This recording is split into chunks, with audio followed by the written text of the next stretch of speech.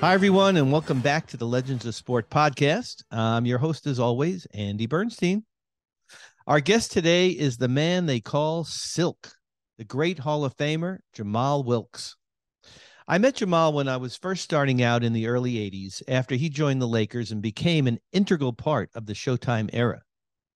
Jamaal spent his entire athletic career in the state of California, first as a standout in high school in Ventura and Santa Barbara, then part of the legendary UCLA dynasty under Coach John Wooden, where he won 2 NCAA championships. He was then drafted by the Golden State Warriors in the 1974 draft and went on to win Rookie of the Year as well as his first NBA championship in 1975. Jamaal won 3 more NBA championships with the Lakers in 1980, 82, and 85, and finished his career with the LA Clippers. He had an amazing 12-year pro career. Jamaal is one of those guys I've been around my whole career, on and off the court, who I just wanted to get to know better. Learning about him through our research and now speaking to him at length on this episode, I am fascinated by the career and the life he has led. I had no idea he was the title character in the 1975 film Cornbread, Earl and Me. I watched it for the first time getting ready for this interview, and it quite frankly blew me away. This film dealt with issues of racism and social justice in an era that was probably very risky for the filmmakers and for Jamaal himself. If you haven't seen it, I think you should. A lot of nuggets of wisdom and some great stories from this conversation with Jamaal. I hope you all enjoy it. And as always, I'll see you on the backside.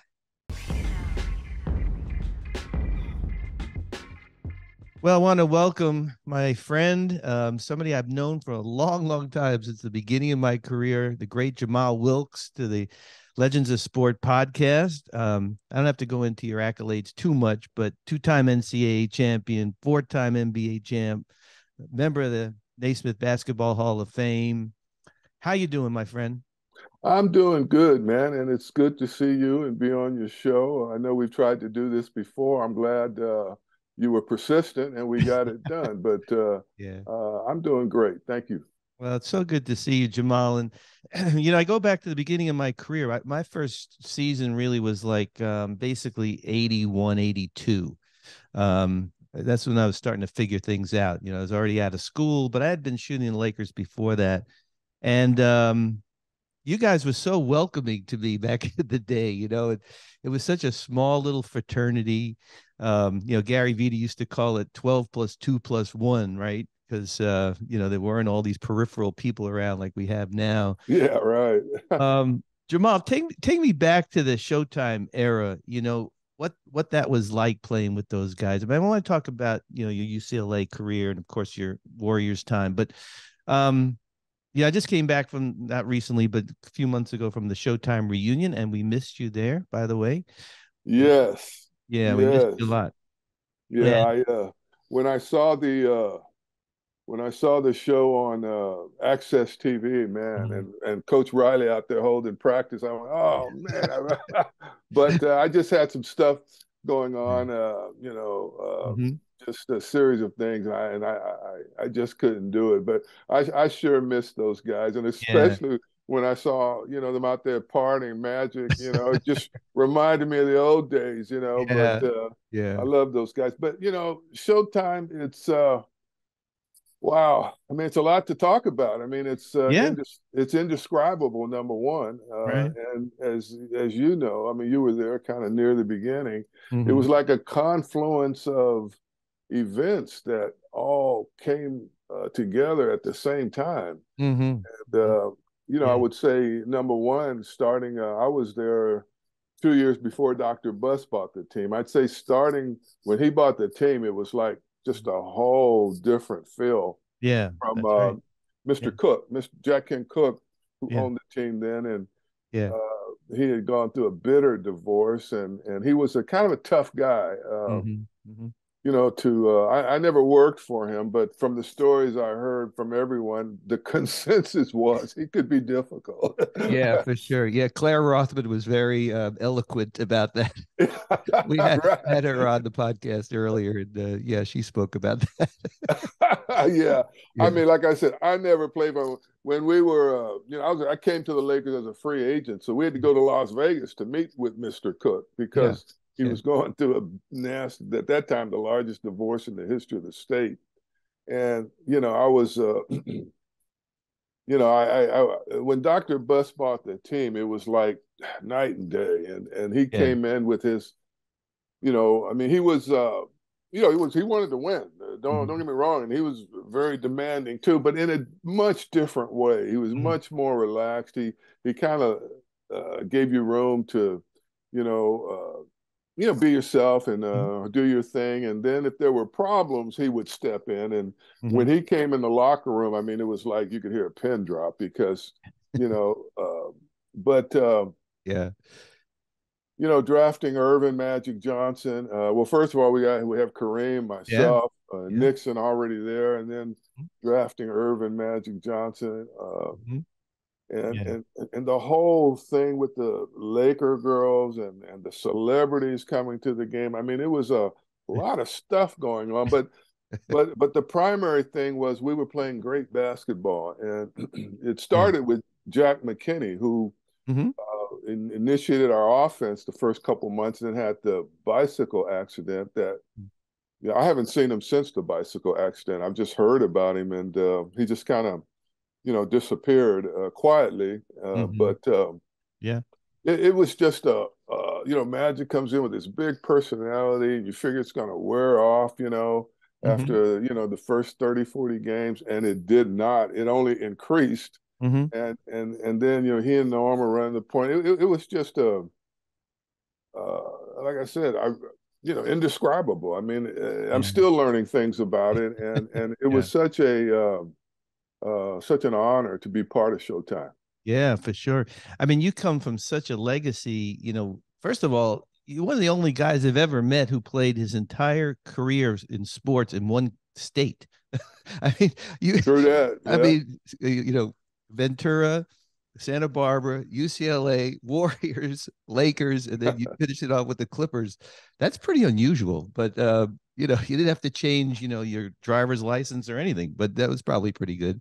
Um, Right. I didn't have to change my driver's license. yeah, but True playing, that, yeah. but playing in at UCLA, and I've talked to Bill Walton many times, and I know, I know everybody knows how Bill feels about you, and you had him up there at your Hall of Fame induction, as well as Kareem, um, and you've played with a lot of cast of characters, man. I was looking at some of these rosters, like the Warriors with, Rick Barry, and Al Attles was a coach, and then you Yeah. at UCLA with Butch Lee, and of course the great John Wooden.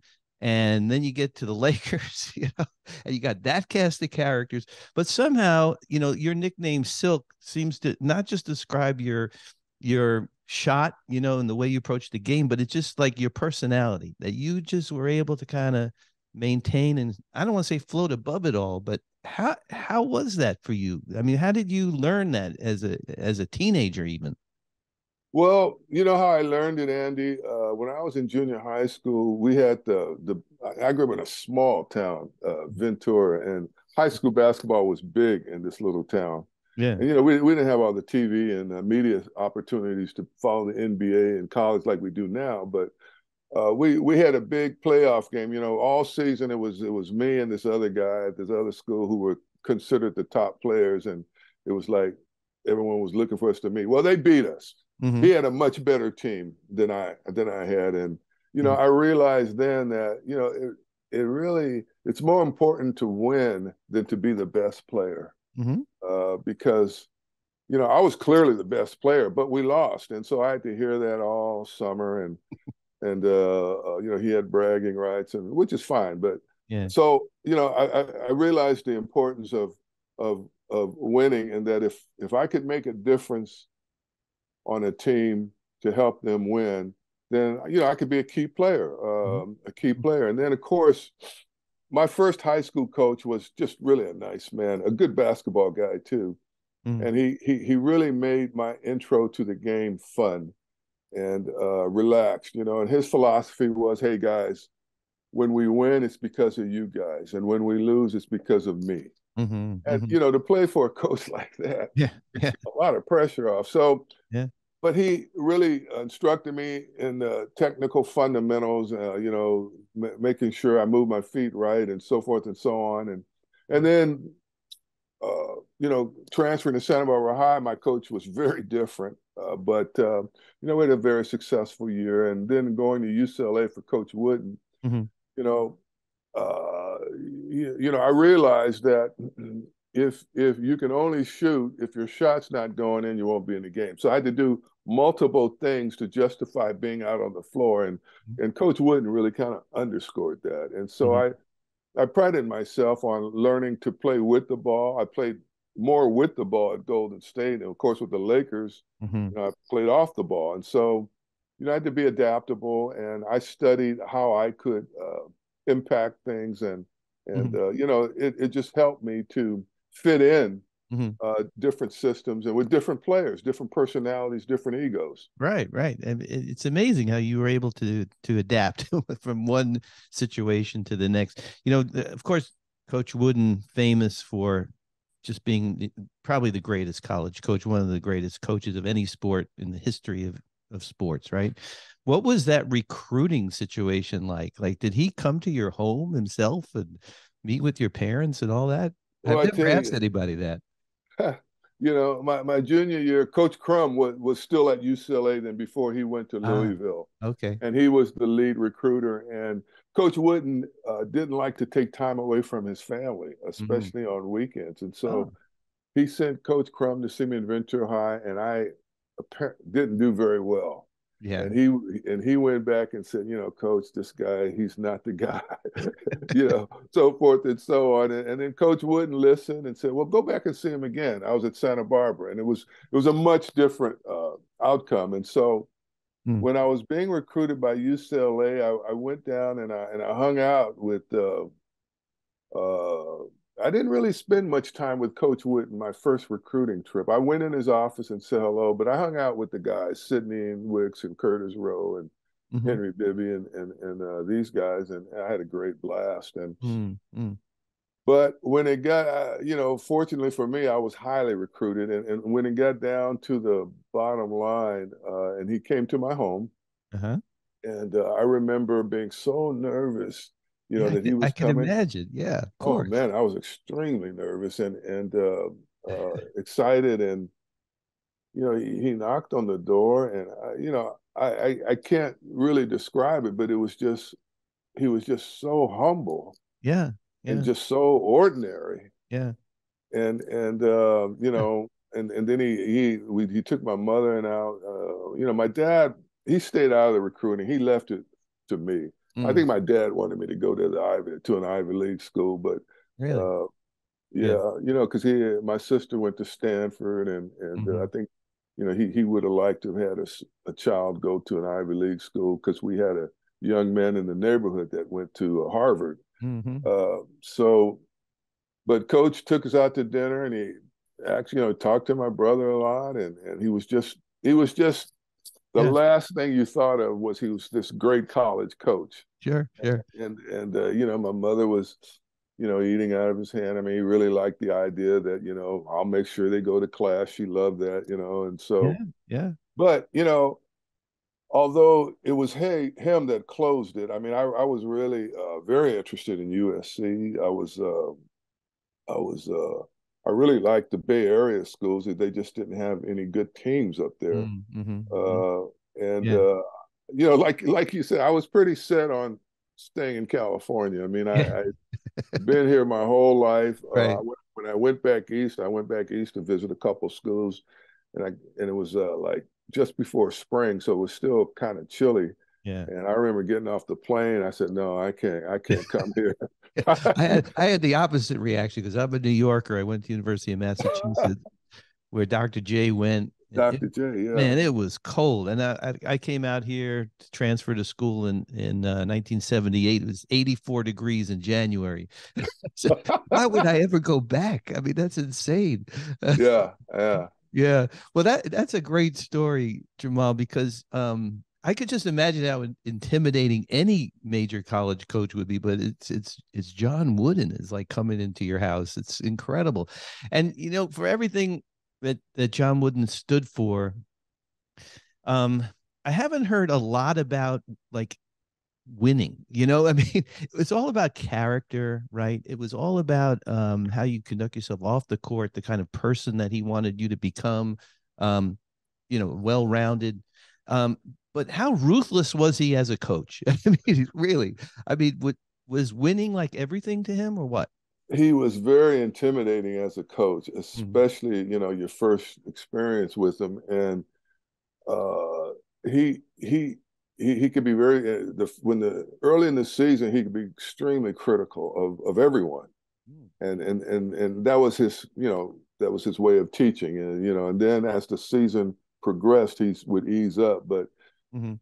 he was very feisty. He was extremely competitive, but he never said win. We won 88 games in a row. My teams won 73 of those 88. And he never said, and we didn't have social media and all Yeah. that, but you could imagine the media was all over it. They were trying to get to the players, and he kind of shielded the players from the media. Mhm. Mhm. And he never once said, okay, guys, we got to win. Oh, his success was in the pyramid of success. Right. That was his main teaching. He went through that the beginning of every season, and Mhm. and and so you're junior, senior, you've heard this thing one or two times already, Yeah. but you still listen mainly out of respect for him. But you picked up little things, and so that he got that in your computer, and then the rest of it was in his way of practice. He was very efficient with practice. It was Mhm. very intense. It was very competitive. There was no standing around, no joking around Mhm. during practice. There was no excessively long practices. I mean, he Mhm. did it all like in a couple of hours. And Yeah. Yeah. so it was very power packed. And uh, Yeah. no, he did not talk winning much. He talked more character, but his pyramid of success Mhm. leads to competitive greatness. Yeah. No, I hear And you. and and, Yeah. and all he say, guys, is you be able to look in the mirror after the game and know you did your very best. That's all I ask. Mhm. That's Mhm. all he Yeah. asks. That's all he ever asks. Yeah. Well, he had a great quote about you, and I'm sure you know it, the New York Post, about his model player. Like if you can just if he could envision a model player who had all the skills, techniques, temperament, drive, and all that, he said, well, why not just pick Jamal Wilkes and call it at that? I mean, Yeah, I'm I mean, that's the ultimate compliment, I think. I'm Right? so flattered. No one deserves that, not even myself. Yeah. Okay, but Yeah. and I know he was very fond of Mike Warren as well, Mm. who I am very fond of Mike too. Yeah. But Mike and I are good friends too. Yeah. yeah, Mike's a great guy. But I don't know why he said it. He rarely said things like that, especially in public. He would never point Yeah. out Yeah. anyone. But and I never asked him why he said it. Yeah. Uh, you Well, know, it's a beautiful thing, and then and you obviously earned it because he was a man of few words, like you said, in public. So it's so interesting to me. Um, so Jamal, you get drafted by the Warriors in the 75 draft, 74 draft, right? 74. Yeah, so the 11th pick, you come in, you're on a team with Rick Barry, who I know Rick, you know Rick, a lot of people know Rick, and I don't know if Rick is misunderstood or Rick is just who he is, right? I But think it's just who he is. yeah, but he called you like like the consummate teammate. He said that you were like the perfect fit for them, and you guys go in your rookie year. You just come off an incredible career at UCLA. You come out and you win in your rookie year, not only the Rookie of the Year award, but and you took it from your buddy Bill Walton, by the way. Yeah. But you didn't take it, you earned it. But you win the NBA title that year. Like, did you think like, well, all right, this is just the way it is? It's going to be like this Oh my whole no, no, no, career. no, no, no, no. Yeah, I tell you, when I was drafted, the yeah. two questions I was asked the most by the media is number one, how are you? I was 190 when I was dripping wet on a good day? And how are you going to withstand the rigors of the NBA? Number one. And number two, how are you, a John Wooden protege, going to get along with a guy like Rick Barry? I was asked that a lot. And now I knew Rick was a big time scorer and I'd heard things about him, but you know, I always try and keep an open mind and not, you know, judge things based on what I hear. Well, when I first get there, Rick was a piece of work now. Yeah, it still is. I mean, but that's why we love the guy, you know. That's why you love him. And I love him. That's right. He That's wears it exactly all right, on his Ed. sleeve. Rick is Rick. He doesn't hide anything. That's He's right. just who he is. Yeah. That's right. And he's very smart. Right. He's very smart and he's very quick-witted. We used to tell him, Rick, you're in the wrong business. You should have been a trial room lawyer. I mean, he liked to argue about everything. Right. But at any rate, Rick is Rick. And so, you know, about mid-season, we didn't, prior to that, we really didn't say much to each other. But then, you know, the team was not picked to do anything that year. We were picked to finish, I think, 5th in our division. And the Warriors had a history of their previous first-round picks. I think the previous 4 or 5 had been absolute bust. And so, you know, here I am going in against that. And what really made it interesting, Andy, was we used to have rookie camp. And I had made this film, co-starring this film, and, you know, the bright lights, and I'm sweating a lot and not hydrating. So I go to rookie camp, and after this, it's a week long, and after the second or third day, they have to cart me out of there because I cramped up, and you know I got ice packs all on. I mean, it's just a total bust, and everyone's going, "Oh no, another first-round bust." Right. So I was really motivated to really come back to the full camp to show a different side of me, and we came out the blocks fast. I mean, I think we won our first 10 or 8 games, and I wasn't starting. I was coming off the bench, but I was getting good minutes. I was making a contribution. And then Derek Dickey from the University of Cincinnati was starting in front of me. He pulled a hamstring, and then I started, and then we went on a winning streak, and the rest is history. But I did not expect that at all. And I remember preseason, before the season started, Rick had gone to his church, and he's talking to his priest, and he said, you know, and he was talking about the season, and he shared this with us, and he said his priest told him, hey, Rick, out of the mud grows the lotus flower. And so we were really like mud. Now, we did have Al Addles, who was a very well-respected, loved, and, you know, guiding light. And, you know, I would say Al, you know, I played with some great coaches, Wooden, Riley, I mean, all the McKinney, all these guys, Westhead, all these guys were technically, I mean, awesome. And Al was right there, but what really got him over was you wanted to do it for Al. You know, I mean, he had that little extra incentive, and you know, that's very rare. I've seen that where guys in a competitive situation where you're competing against each other, and you know, the media and the fans and everything, the entourages. You know, everyone loved Al. And so I think that's what really kind of became our guiding light for the season. Yeah, can't see that happening in this day and age, quite frankly. Maybe in college, but not in the pros. Your shot, you know, that you developed, so unorthodox, everyone knows it, right? I read that came out of a need for survival, I think is what you said in an interview, that in high school you just had to be able to get it over those taller, bigger guys, right? Well, actually, it started before then. When I was 11, 12 years old, like I was clearly one of the better, if not the best player, you know, young player in the area. And so I started playing with older guys, you know, 18, 20, 21, military guys on weekends. And so I was still kind of doing the sidewinder. Most kids start with the sidewinder on the 8-foot hoop, and they graduate to the 9-foot hoop, and then to the 10-foot hoop, and then they figure out their shot. Well, I was still on the 9-foot hoop, and these guys would not play on a 9-foot hoop. So I played on a 10-foot hoop, and I really couldn't, you know, shoot it. And so for the first 6 months, they just blocked my shot all the time. They just pushed me around. They were trying to get me to leave.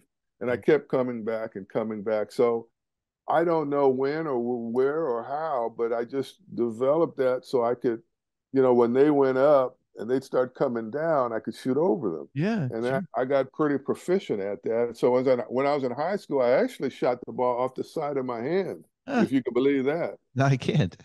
That's I can't amazing. either. Yeah, And the coach never said anything to me. yeah. None of my high school coaches ever said anything. It wasn't until I got to UCLA the first week of practice with Coach Wooden that he calls me over and says, Keith, come here.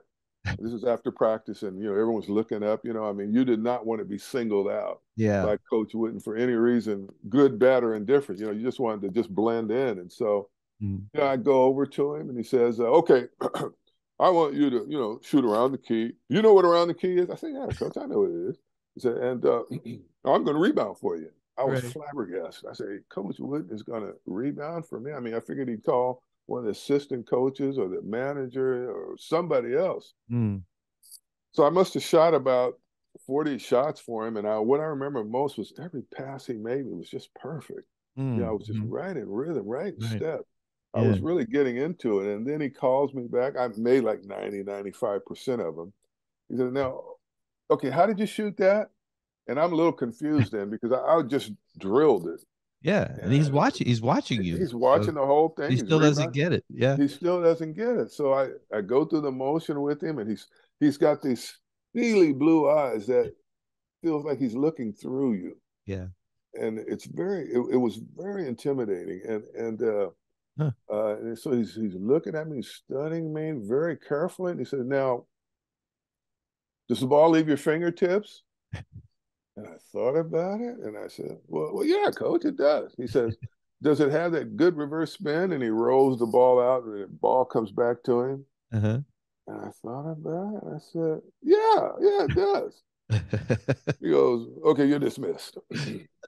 And we never talked about it again until years later. And I asked him about that. He said, Yeah. "Yeah, he thought about changing it, but Mm. he did not because my setup, and my finish was textbook. It was just what happened in between was a little different. But as Yeah. long as the ball went in, he was okay with it. And I'm so grateful, Andy, that Yeah. he wasn't one of those coaches where it had to be his way or no Yeah, way. of course, of course. No, that says a lot about him. But plus the fact that you taught him something, which is pretty unbelievable too.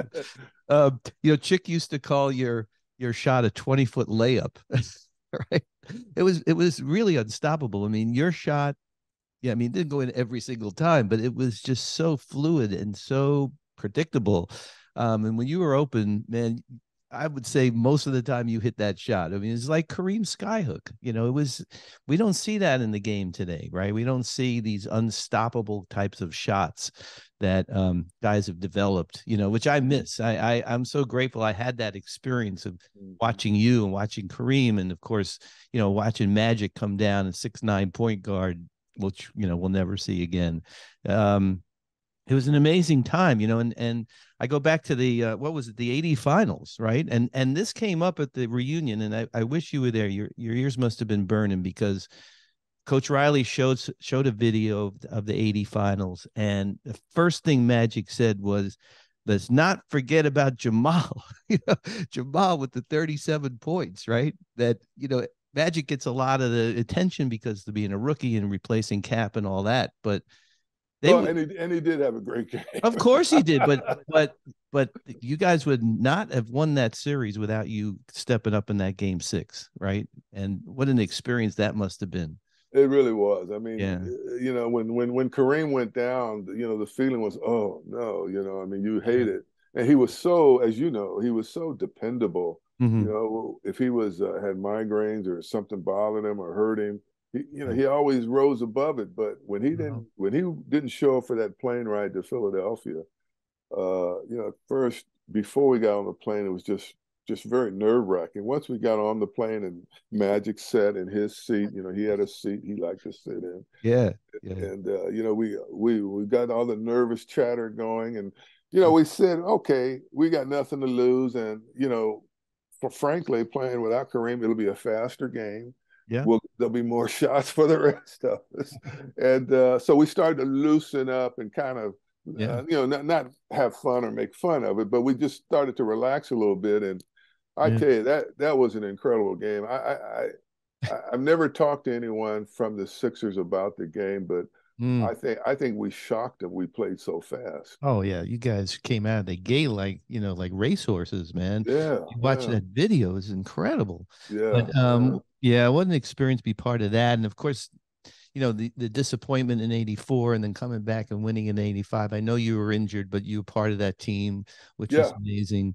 Um, so Jamaal, we have to talk about your movie because I didn't even know that you did this movie in 1975, Cornbread, Earl and Me. Okay, so when doing the research, and I thought I knew a lot about you, I had never seen that movie. I actually watched it the other day, and I got to tell you that movie blew me away because first of all, the movie is made in 1975, dealing with really difficult issues, really society, difficult. Yeah, racial issues, police brutality. I yeah. mean, after what we've all been through, with everything that's happened in our country recently, um, can you talk about how that all came about? I mean, this is 75, right? And Yeah. you filmed it the summer prior to your rookie year. Is that how all that worked? Like, The summer of '74, right after I graduated, right. just before I went to the NBA. Yeah. So how did it come about? Like, how were you approached for that? Well, the writer, the screenwriter, and the director were big UCLA fans, Okay. and they would come to a lot of games. And so, that spring after basketball, they approached Coach Wood, and Coach Wooden calls me in his office and said, "Hey, Keith, there's some guys here. They're fans of this Bruins, but they want to Mm-hmm. shoot a movie, and they like to talk to you about possibly being a part of it." Mm-hmm. And I was like, I mean, I'm not. I didn't take theater arts in school. Yeah, I I was going mean, to ask you, did you act in high school or were being a you? move, no, I didn't act in No. high school. Being in a Wow. movie or being on a stage was the furthest thing from my mind, quite frankly. And I'm like most seniors, I'm wondering what's going to happen next, and plus I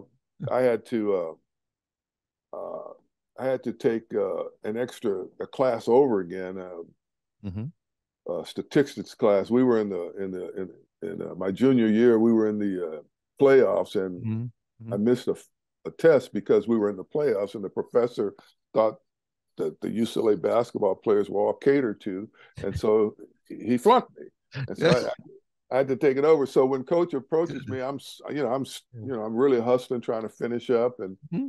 I said, "Well, what do you think, coach?" He says, "Well, it wouldn't hurt to meet with him, talk to him." Mm-hmm. So I did, and we met at the athletic department, and they said, we've got this movie, and we want to give you the script so you could read it and see what it's about, Mm-hmm. uh, and if it's something that you might be interested in, well, we would want to practice reading with you because we feel it has so much basketball footage in the movie. We thought it'd be easier to convert an athlete into an actor rather than an actor to an athlete. Mm-hmm. Mm-hmm. That made sense. So Yeah. I take the script and I go read it, and like you said, I was blown away. Yeah. Yeah. I It was really liked the story, and sure. And it was risky. I think it was risky in 75 to do a movie about about police it brutality. was risky. No, it was Yeah. risky. It was edgy, Yeah. but it was tasteful, and Yeah, oh, for sure. and then I met the other actors. Bernie Casey, Madge Sinclair, Roz Cash, Moses Yeah. Gunn, Lawrence Fishburne. It was his first movie, Lawrence Fishburne. How old was he in that movie? I Like think he 14, was. I think yeah, 16?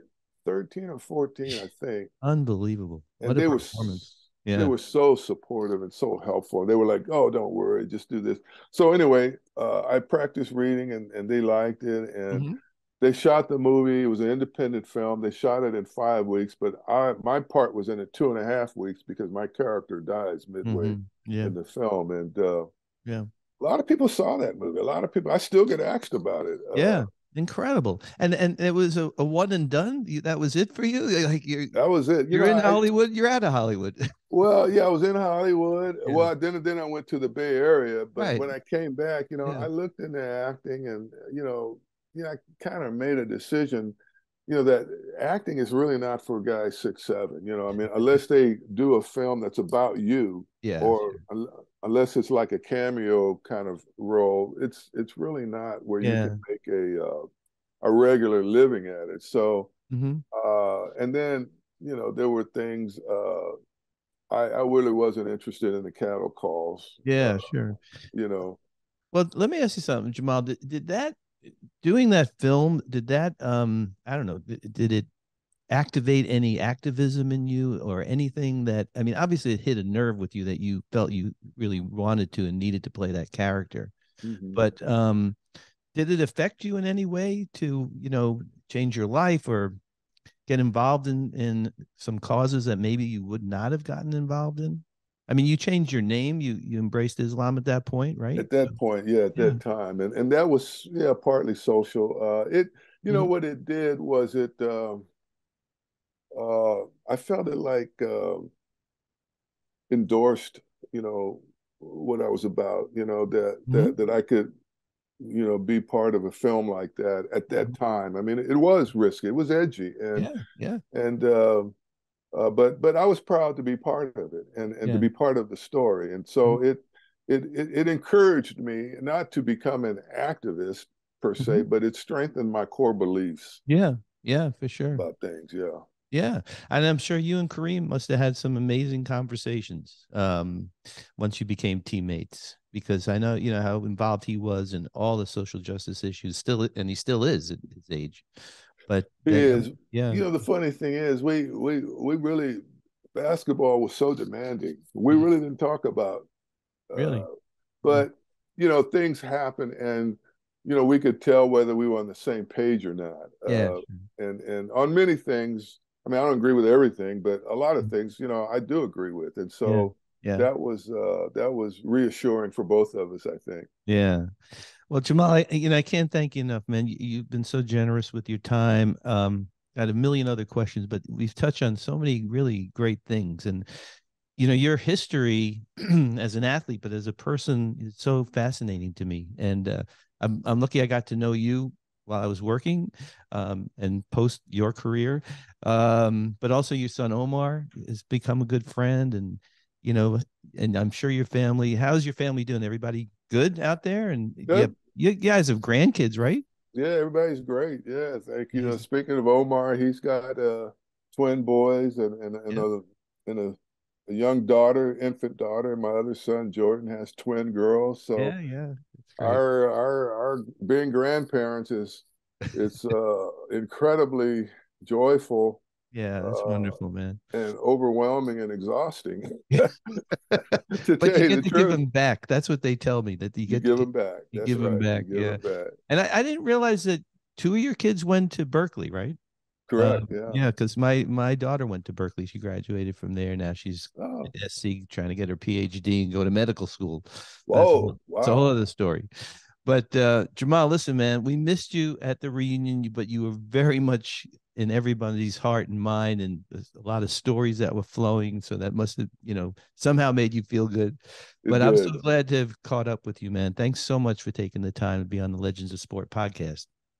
It's my privilege and my honor, Andy, and I look forward to seeing you around Absolutely. crypto.com. Yeah, we have to call it that, but yeah, I guess we do. I guess so. They paid the money, That's right. That's right. All right, my friend. Thank you so much, and we'll let you know when this comes out. But I Please appreciate do. all your time. Thank you. Okay, and all the best. Okay, thank you, Bye sir. bye. Bye. Well, folks, like I said to lead off this episode, I really, really enjoyed connecting with Jamaal Wilkes. Such an accomplished and fascinating person, and a champion on every level, and a pretty good actor as well. I hope you all enjoyed this conversation. Do yourselves a favor, go out and rent or find the 1975 movie that Jamaal starred in, Cornbread, Earl and Me. Really, really interesting film, especially at the time it was done. Many thanks to my terrific producer, Eugenia Chow, and our editors, Megan and Sean, as well as our social media manager, Michael. Remember, everyone, you can find us on the iHeart app and online, as well as Apple and Spotify and your favorite podcast platform. Keep following us on Instagram at Legends of Sport, our Twitter at Legends_of Sport, our website, legendsofsport.net, and our YouTube and TikTok channels, Legends of Sport. So thanks, everyone, for continuing to show up, continuing to download, continuing to support the Legends of Sport podcast. We'll be back next week with another great guest. See you then. Until then, stay safe, stay well.